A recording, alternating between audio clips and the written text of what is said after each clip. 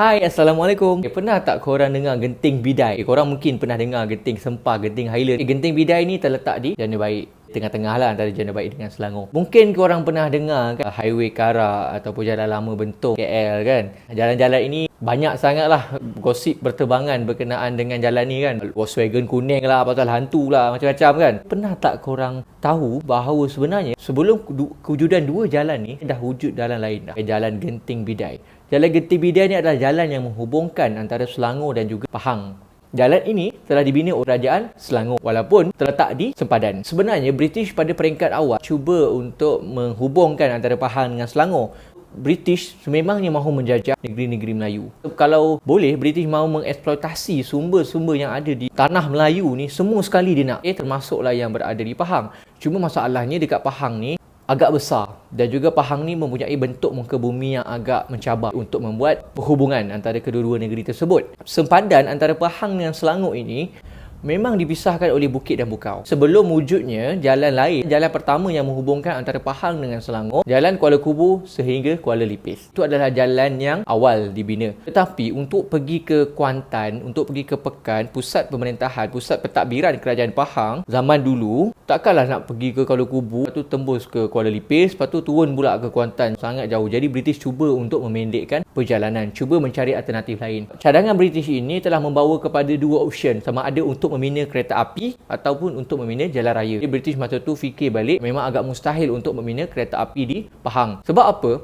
Kalau mahu membina laluan kereta api daripada Kuala Kubu tembus ke Bentong, memang mustahil. Tidak ada jalan yang rata dan lurus. Macam mana nak buat rel kereta api kan? Dia takkan nak turun bukit menjunam macam tu. Sampaikan ada tinjauan yang telah dilakukan oleh pegawai British, oleh Public Work Department, mereka telah menunjukkan bahawa sebenarnya Genting Sempah mempunyai jurang yang sangat besar. Sehingga 1,800 kaki. Bayangkan macam mana nak buat kereta api. Sampai ada yang memberi cadangan untuk mengorek terowong untuk memastikan kereta api boleh lalu, tapi memang agak mustahil, akan menelan kos yang sangat banyak. Jadi mereka buatlah jalan raya. Tapi jalan raya ni bukanlah jalan raya yang ada pada hari ini. Apa dalam bahasa Inggeris kita panggil sebagai cut road. Jalan yang agak kasar berbanding jalan yang ada pada hari ini. Jalan ini dibina untuk kereta kuda ataupun kereta lembu lah, untuk memudahkan mereka melintasi antara Pahang dan Selangor. Sebenarnya jalan antara Pahang dengan Selangor ini, Genting Bidai ini sebenarnya telah lama wujud. Memang menjadi jalan orang-orang terdahulu, tapi mereka jalan kaki lah. Tidak sesuai untuk kereta lembu ataupun kereta kuda. Jadi dengan wujudnya jalan ini nanti akan merancakkan lagi ekonomi Pahang. Jalan ini mempunyai 4 checkpoint. Di Ulu Gombak sampai ke Genting Bidai, Genting Bidai ke Genting Sempah, Genting Sempah sampai ke Bentong. Checkpoint yang paling pendek adalah daripada Genting Bidai sampai ke Genting Sempah. Laluan ini adalah laluan yang paling sukar untuk dibina. Jarak jalan Genting Bidai ni lebih kurang 46 batu ataupun lebih kurang 64 km. Tetapi itu adalah anggaran kasar sahaja, bukanlah anggaran tepat. Anggaran ini telah dikeluarkan oleh pihak yang telah melakukan tinjauan dan juga penyelidikan di jalan tersebut. Siapakah syarikat yang terlibat? Berdasarkan dokumen yang saya jumpa, hanya ada 2 sahaja syarikat yang terlibat, iaitu syarikat Mercedes Lloyds and Company dan satu lagi adalah Lee Chap. Syarikat Lee Chap ni lebih kepada kerja-kerja pemotongan bukit. Syarikat Merce ni merupakan syarikat yang utama, syarikat dominan dalam pembinaan ini. Syarikat Merce ni telah memenangi tender yang telah dikeluarkan oleh Kerajaan Selangor. Yang mana kalau kita lihat ada beberapa proses rundingan antara syarikat dan juga Kerajaan Selangor. Akhirnya Kerajaan Selangor bersetuju dengan tuntutan daripada syarikat Merce. Sebenarnya saya masih yakin bahawa ada lagi company-company lain yang wujud dalam pembinaan Jalan Genting Bidai ini. Bukan 2 company saja. Mustahil untuk dilakukan 2 company saja. Berdasarkan dokumen yang saya jumpa, company Lee Cap ni telah digugurkan lah. Dia ada masalah iaitu kelewatan dalam pembinaan, menyebabkan Kerajaan Selangor telah menggugurkan dia daripada projek inilah. Berapakah kos yang telah dikeluarkan?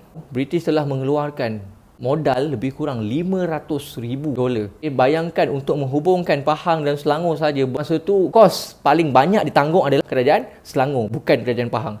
Walaupun jarak antara Genting Bidai dengan Pahang sebenarnya lagi banyak berbanding dengan Selangor, tetapi Kerajaan Selangor perlu mengeluarkan belanja dengan lebih banyak. Sebab itulah tujuan daripada negeri-negeri Melayu Bersekutu pun. Negeri-negeri Melayu Bersekutu melalui Directorate General turut memberikan bantuan peruntukan kewangan kepada pembinaan ini. Jadi kita nampak sekarang ni ada 3 pihak yang terlibat, iaitu Kerajaan Selangor, Kerajaan Pahang dan juga Kerajaan Negeri-Negeri Melayu Bersekutu. Mereka cuba membina jalan perhubungan antara Pahang dan Selangor supaya dapat merancakkan ekonomi Pahang. British dapat mengaut keuntungan yang berada di Pahang dengan lebih banyak. Peruntukan sebanyak lebih kurang $500,000. Kalau kita lihat balik, sangat banyak tau. Sangat banyak peruntukan yang telah ditawarkan oleh British. Siapa pula buruh yang terlibat?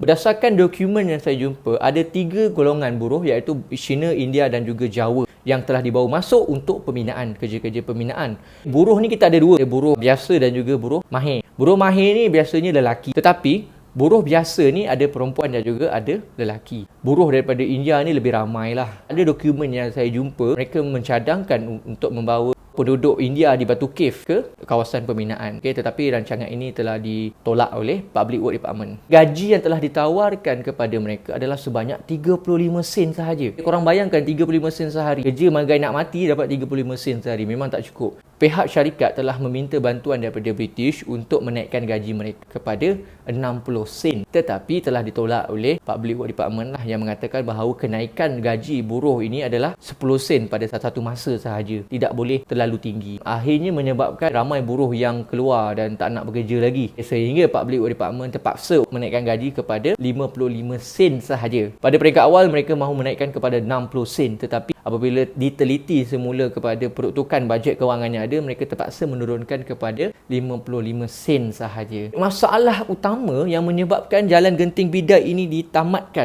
tidak lagi digunakan, ialah masalah bentuk muka bumi.